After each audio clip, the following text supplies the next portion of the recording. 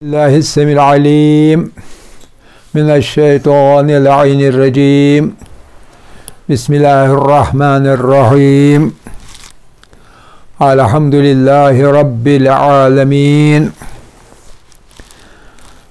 फसल्लि या रब्बी अला मुहम्मद व आलिहि त्वाहिरीन अल्लाहुम्मा सल्लि अला मुहम्मद व आलि मुहम्मद व अज्जिल फरजहुम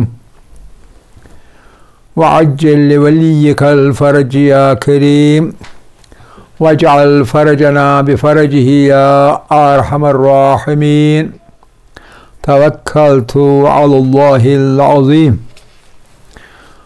रब्बि इश्रह ली सदरी वयस्सिर ली अमरी वहलुल उक़दतम मिन लिसानी यफ़क़हू क़ौली रब्बि यस्सिर वला तुअस्सिर वतम्मिम बिल खैर आमीन या रब्बल आलमीन।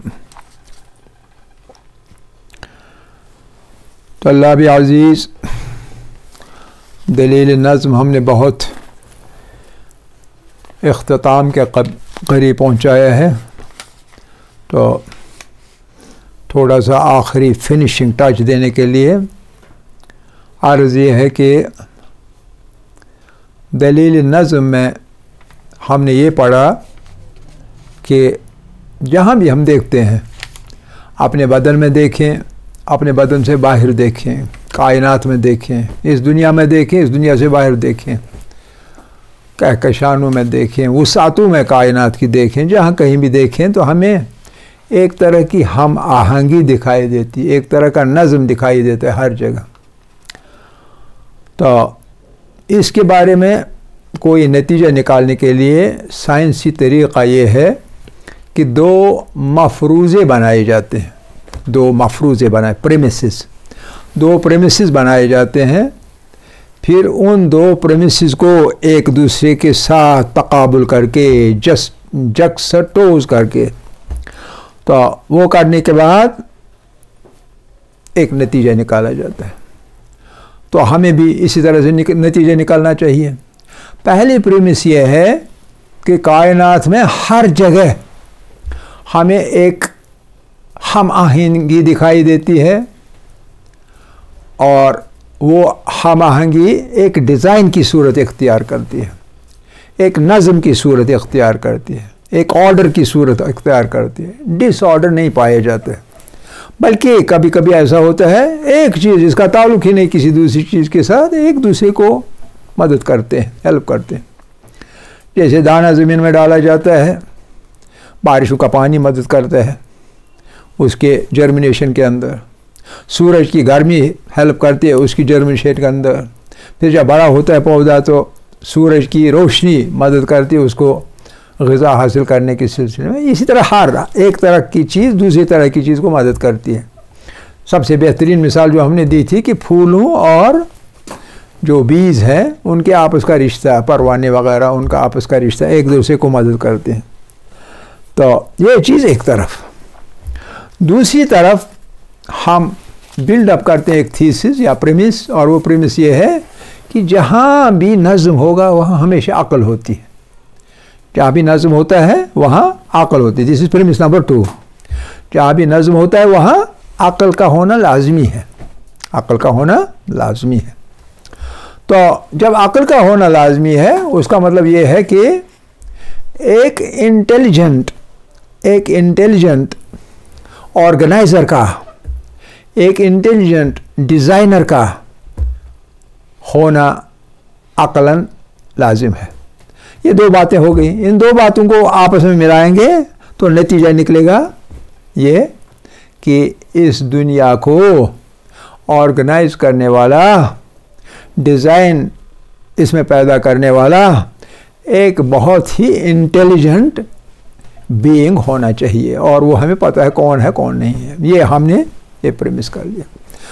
अब कभी जो हमारे मुनकिरीन होते हैं, जिस तरह के भी मुनकिरीन हों, नेचुरलिस्ट्स हों, मेटीरियलिस्ट्स हों, या खालिस एथिस्ट्स हों, 3 तरह के लोग हों, सब के सब कहते हैं नहीं ऐसा नहीं है, ये सही नहीं है। लेकिन हमने नोट किया है कि किसी न किसी तरीके से, किसी न किसी वजह से, चाहे लिबास बदल के भी, वो अपनी जगह एतराफ़ करते हैं। कैसे करते हैं एतराफ़? हमने सुने हैं कहीं ऐसे लोग कहते हैं इंसान के बदन में 2 गुर्दे होते हैं। ये 2 क्यों है? एक ही होता है, क्या फ़र्क पड़ता?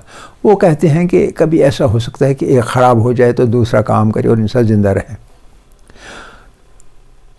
2 हाथ होते हैं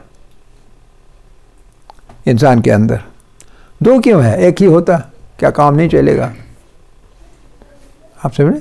हर जगह यही देते हैं कि एक में कोई खराबी आ जाए दूसरा सप्लीमेंट बनेगा, दूसरा सप्लीमेंट करेगा। इसी तरह बहुत चीज़ों के बारे में, 2 कानों के बारे में, 2 आँखों के बारे में। 2 आँखें, कभी एक में गड़बड़ हो जाए तो एक आँख से भी आदमी देख सकता है। अच्छा जी, अच्छा आप ये कहते हैं? जी हाँ। तो ये क्यों ऐसा, ये कौन करता है, क्यों करता है? नेचर करता है, ये नेचर में है, ये ऐसा है। अच्छा जी, नेचर में है, चलिए ठीक है। तो गोया कोई न कोई क़ुव्वत है जिसका होना आप कबूल करते हैं, जो 2 को अता करने वाला है। क्यों 2 को अता करने वाला है?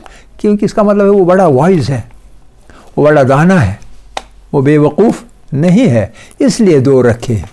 हम उनकी बातों से, यानी उनकी बातों को कबूल नहीं करते हैं, लेकिन उनकी बातों से उनको किसी न किसी तरह से आमादा करते हैं कि वो समझ लें वो क्या कह रहे हैं।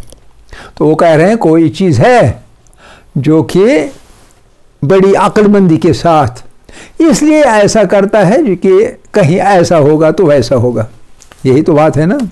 तो लिहाजा एक तरीके से या 2 तरीके से मख्फी तौर पर या खुलम खुला अपनी जगह या आपके सामने कबूल करते हैं कि कोई ना कोई ताकत है, कोई ना कोई हस्ती है जो कि वाइज भी है और उसमें कुदरत भी है ऐसा करने की।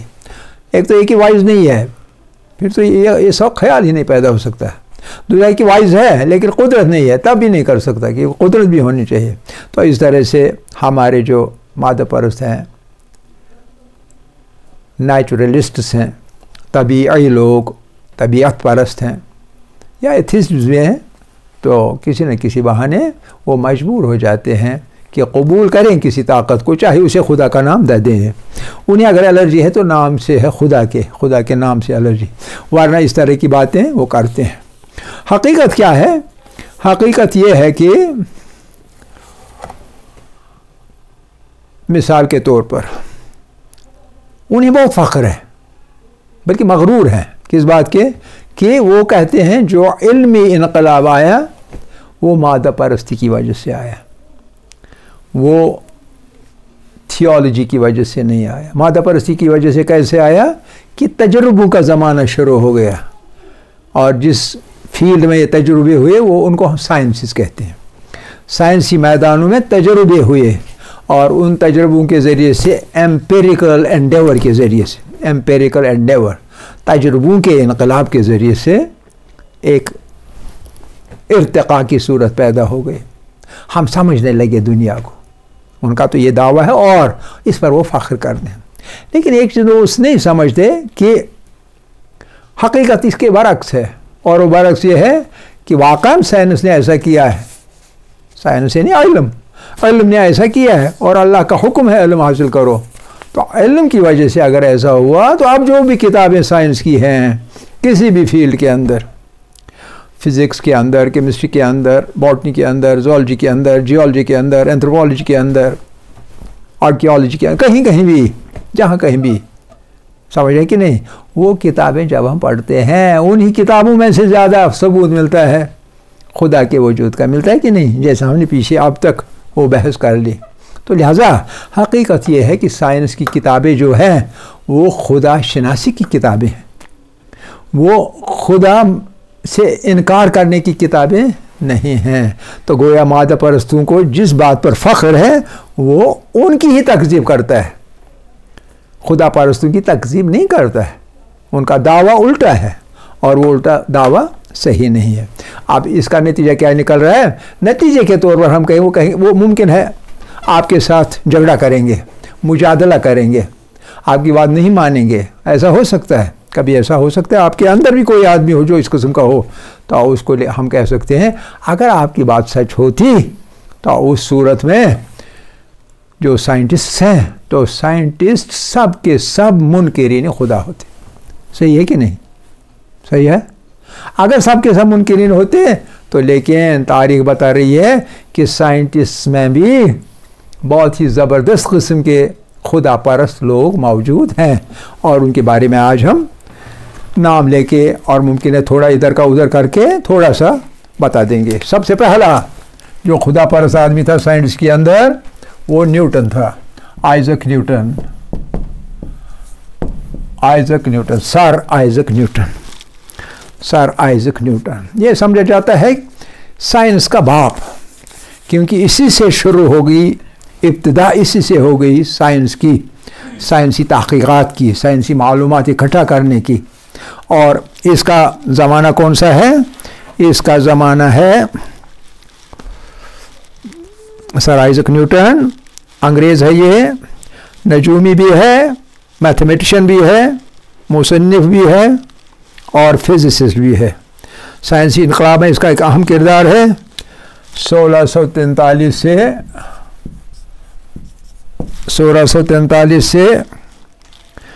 1727 AD, ये इसका ज़माना है। इसके दो काम तो इसका बहुत सारा है, लेकिन दो बहुत मशहूर हैं इसके कंट्रीब्यूशंस। इसके कंट्रीब्यूशन दो बहुत मशहूर हैं। वो कौन से हैं? नंबर एक है the principle of gravitation. Gravitation का प्रिंसिपल इसका सबसे मशहूर है। ग्रेविटेशन क्या होता है कि ये बैठा था सेब के दरख्त के नीचे और इसने देखा कि सेब पका हुआ था, गिर गया। ये सोचने लगा ये गिरा तो नीचे क्यों गिरा, ये ऊपर को भी जा सकता था, क्यों? तो वहाँ से गौर फिक्र करते करते आखिर पर इसने देखा जो चीज़ भी छोड़ी जाए मुअल्लक करें और फिर छोड़ दें तो वो ज़मीन की तरफ ही जाती है। और इसने नतीजा निकाला कि ज़मीन में एक कशिश है, वो हर चीज़ को खींचती है अपनी तरफ और उसको नाम दे दिया ग्रेविटेशन। ग्रेविटेशन यानी अर्थ में एक पावर ऑफ ग्रेविटेशन है, पावर ऑफ ग्रेविटेशन है अर्थ के अंदर। तो एक इसकी जो है इसका दिया हुआ ये एक चीज़ है।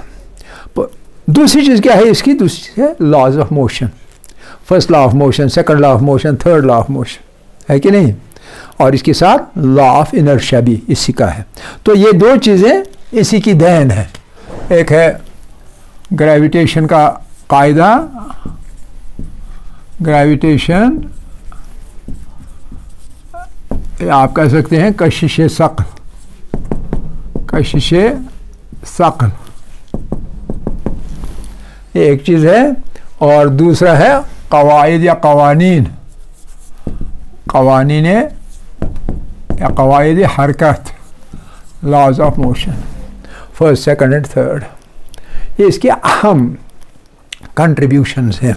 ये है पहला। और ये मुवाहिद था, ये मादा परस्त नहीं था, नेचुरलिस्ट नहीं था, ये मुवाहिद था। मुवाहिद यानी खुदा परस्त था, खुदा पर इसका बहुत ज़बरदस्त एतक़ाद था।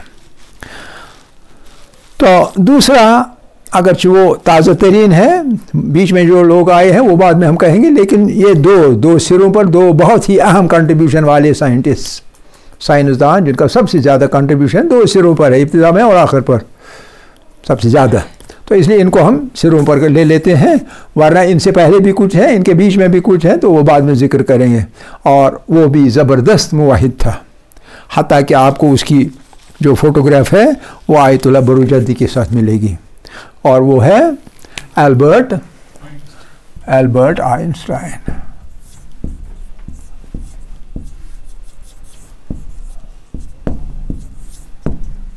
एल्बर्ट आइंस्टाइन न्यूटन बरतानिया का था, लेकिन आइंस्टाइन जर्मन था, जर्मनी का था आइंस्टाइन। और आपको मालूम है इसका सबसे मशहूर, जिसकी वजह से कॉस्मोलॉजी में इनकलाब आ गया, और वह theory of relativity, theory of relativity, नज़रे तनासुब, नज़रे तनासुब।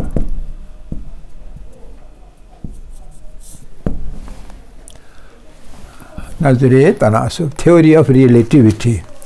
और कहा जाए कि टाइम और स्पेस के दरमियान, टाइम और स्पेस के दरमियान जो रिश्ता है वो इसी की तहक़ीक़ात का नतीजा है। तो इसी के हम मरहून मिन्नत हैं, किसने बता दिया टाइम और स्पेस के दरमियान क्या रिश्ता है, और वो आपको अच्छी तरह मालूम है टाइम और स्पेस के दरमियान रिश्ता क्या है, ये आपस में कैसे रिलेटेड है, तनासुब इनका एक दूसरे के मुतनासिब क्यों है।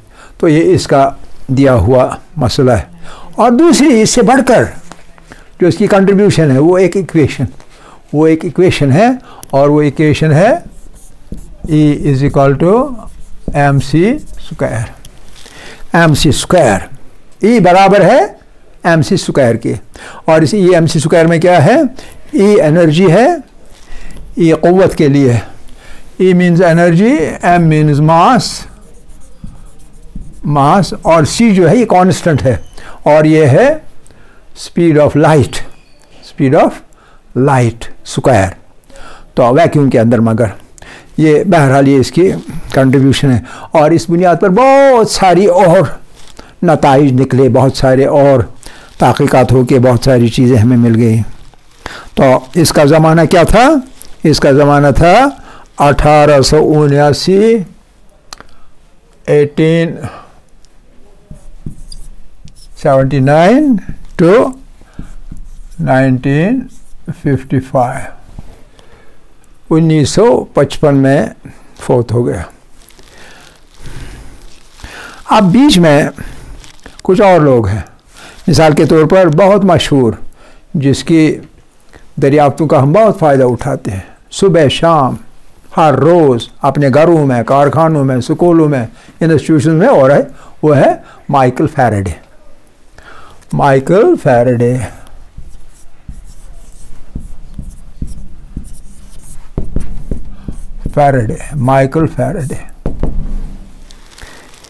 ये जो माइकल फैराडे है,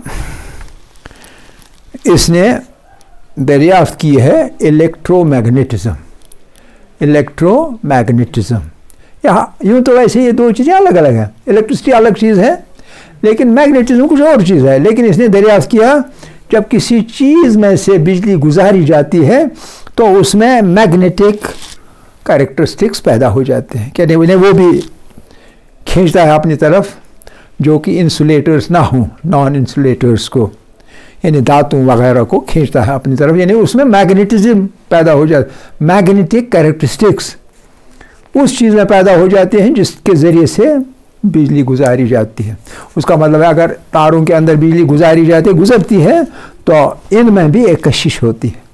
आप ना कभी कभी आपको इसका अंदाज़ा इस तरह से होगा कि कभी कोई हाथ लगाता है, और अगर दोनों तारों को हाथ लगाए, फिर कहता है, दूसरा आदमी कहता है मैंने कोशिश की थी इसको अलग करने की, लेकिन इसने इसको पकड़ लिया, ऐसा कि छोड़ा ही नहीं। वो क्या चीज़ होती है, वो भी असल में यही होती है, electromagnetic property of a particular thing through which electricity is passed. तो इलेक्ट्रोमैग्नेटिज्म इसकी देन है, इलेक्ट्रोमैग्नेटिज्म।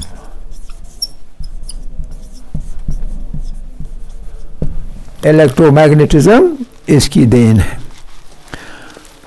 और इसी तरह इलेक्ट्रोकेमिस्ट्री उसमें भी ये चीज़ पैदा हो जाती है। आपके पास वाटर है, बिजली गुजारी है, इन अ सलाइन सोल्यूशन, बिजली गुजारी है बीच में, तो ऑक्सीजन भी खारिज हो जाएगा, हाइड्रोजन भी खारिज होगा, धीरे धीरे सारा पानी ख़त्म हो जाएगा, यानी दो गैसों में बदल जाएगा, एनालाइज हो जाएगा water into oxygen and hydrogen. तो ये क्या हुआ, इसको हम कहेंगे केमिकल चेंज हो गई। एक कंपाउंड था वो टूट गया दो हिस्सों में। तो ये दोनों चीज़ें इसकी देन है, इलेक्ट्रोमैग्नेटिज्म भी और इलेक्ट्रोकेमिस्ट्री भी। तो ये है। और तीसरी चीज़ इसकी है इलेक्ट्रोलिसिस।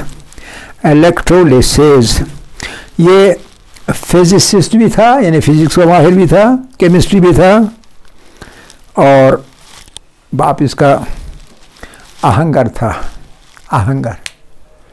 कुमार अहंगर था, और गुर्बत में इसने अपना वक्त गुजारा। अपने बच्चों के लिए पूरा इसको नहीं मिलता था खाने वगैरह के लिए, उस चीज़ की इन्होंने बहुत सख्तियाँ उठाई हैं। जिन्होंने भी इल्म में तगदाव की है उन्होंने सख्तियाँ उठाई हैं। तो इसका ज़माना क्या है? 1791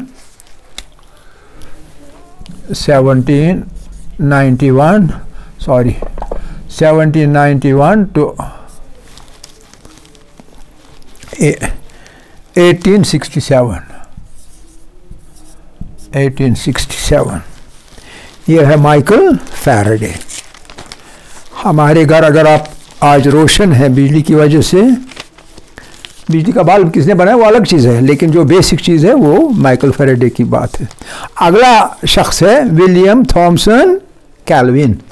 William Thomson Kelvin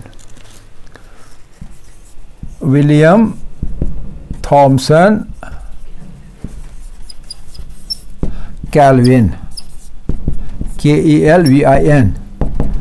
William Thomson kelvin.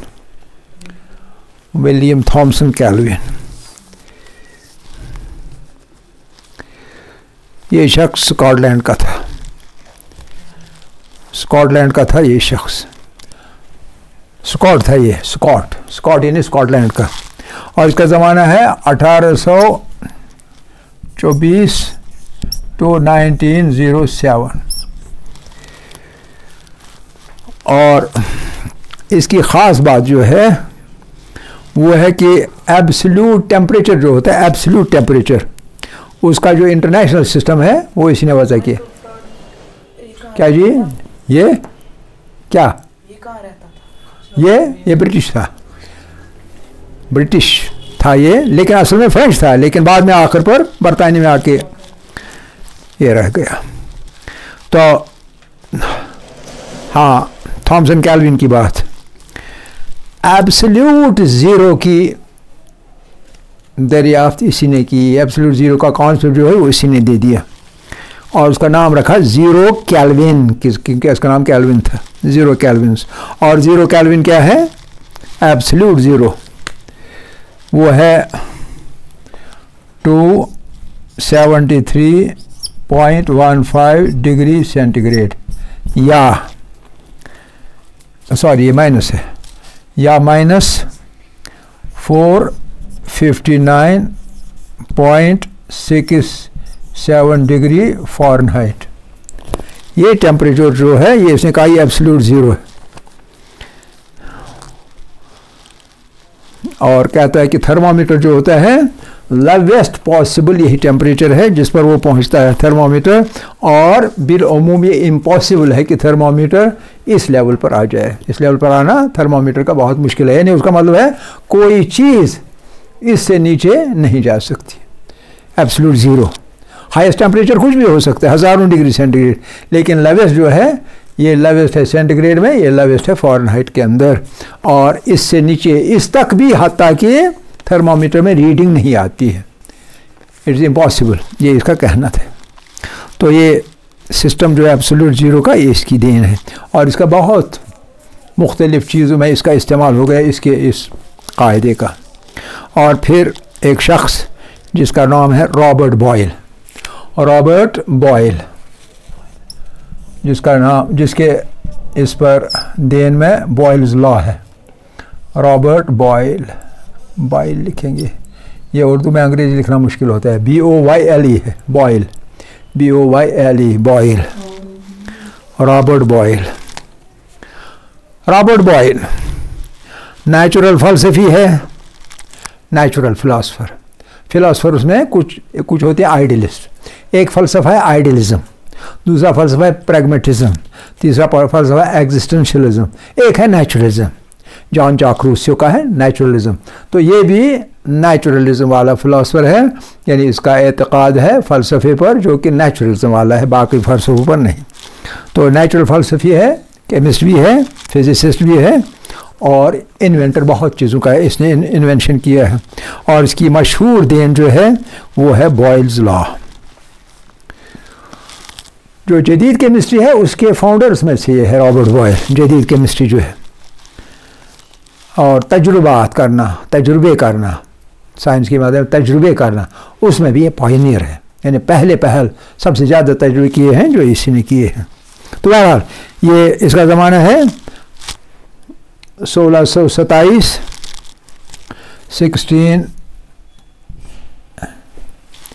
1627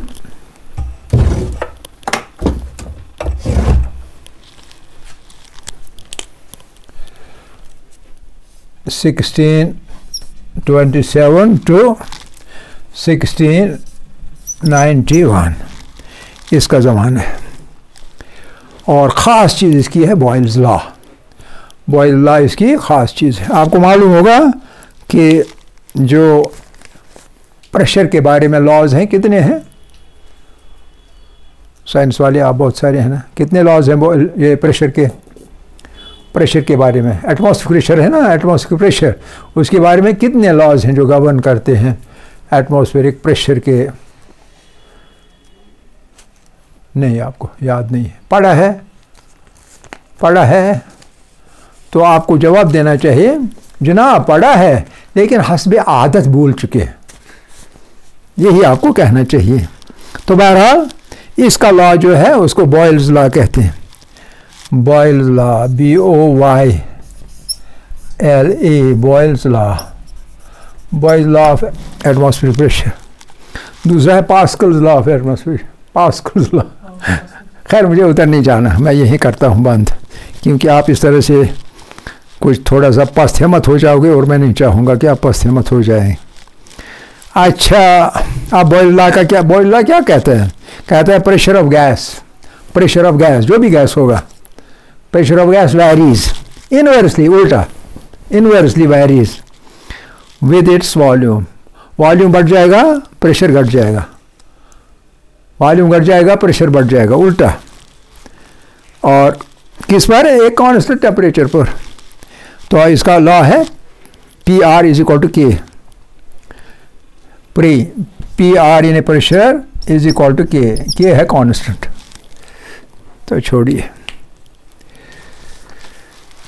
तो ये है मशहूर तरीन जिनको हमने चूज़ किया है, मुंतखब किया है कि हम बता दें कि साइंसदान भी कुछ हैं और बड़े अहम साइंसदान, बड़े मर्तबे के साइंसदान जो कि खुदा परस्त हैं, जो कि एथीस्ट्स नहीं हैं, बल्कि वो भी खुदा को मानते हैं, बिल्कुल मुनकिरीन नहीं है। इसका मतलब क्या निकला? इसका मतलब ये निकला कि अगर साइंस पूरे का पूरा मुनकिरीन के हक में होता तो ये वाले साइंटिस्ट खुदा परस्त नहीं होते। इसका मतलब ये हुआ दूसरे लफ्ज़ में कि जो दलाइल हैं साइंस को पेश करने के अपने हक में, किनके? मादा परस्तों के, वो दलाइल दुरुस्त नहीं हैं। और इन चीज़ों से साबित होता है कि ये बात सही नहीं है, बल्कि उसके बरक्स जो चाहे कि खुदा परस्ती के हक में दलील ढूंढे तो ढूंढ सकते हैं, जो चाहे कि मुनकिर होने के हक में दलील ढूंढे वो भी दे सकते हैं। तो लिहाजा उसका मतलब हुआ साइंस जानिबदार नहीं है, साइंस मुनकिरीन की तरफदारी नहीं करता है। साइंस मुमकिन है खुदा परस्तों की भी तरफदारी ना करता हो, हालांकि हमारा ये मानना नहीं है, लेकिन गैर जानिबदार है, जैसा आप इस्तेमाल करिए वैसा कर सकते हैं। साइंस ने अगर ताकत की, अगर आपका जहन खुदा तरस है तो आप कभी उस ताकत से वो नतीजा, वो तरीक़ा, वो इस्तेमाल नहीं करेंगे जिससे कि लोगों को नुकसान पहुँचे। साइंस ने ताकत दिया, आप उसे लोगों की खिदमत कर सकते हैं, समझ आए कि नहीं? एटम बम और हाइड्रोजन बम और वगैरह वगैरह नहीं बना सकते हैं जिनसे कि इंसानों का सत्यानाश हो जाएगा। लिहाजा साइंस जो चीज़ है ये इल्म है, और इल्म आदम भी इस्तेमाल कर सकता है, इब्लिस भी इस्तेमाल कर सकता है। इब्लिस कम पाए का आलिम नहीं था, वो भी अपनी जगह आलिम था, अलबत्ता गलत इस्तेमाल किया। तो लिहाजा इल्म बजाय खुद, इसमें वैलेंसी नहीं है, इसमें चार्ज नहीं, ये पॉजिटिव है ना नेगेटिव है। आप सुनिए, न्यूट्रल है। आप एक सिरे के लिए इस्तेमाल कर सकते हैं, शौक से कीजिए। आप दूसरे सिरे के लिए इस्तेमाल कर सकते हैं, और इम्कान है आप कर सकते हैं दोनों तरफ से इस्तेमाल। लेकिन हमारा मानना ये नहीं है, हमारा मानना ये है कि साइंस में से बेहतरीन मवाद मिलता है, जिससे खुदा पर जो एतक़ाद है वो सख्त से सख्त पैदा हो जाता है, और वो खुदा की अज़मत की दलील है, और बिल्कुल खुली दलील है। ये नहीं कि हम ठोस के दलील बना दें, नहीं, खुली दलीलें हैं खुदा की अज़मत की, जो कुछ हम साइंस के ज़रिए से तहक़ीक़ात देखते हैं। आखिर दावाना अनिल हम्दुलिल्लाहि रब्बिल आलमीन।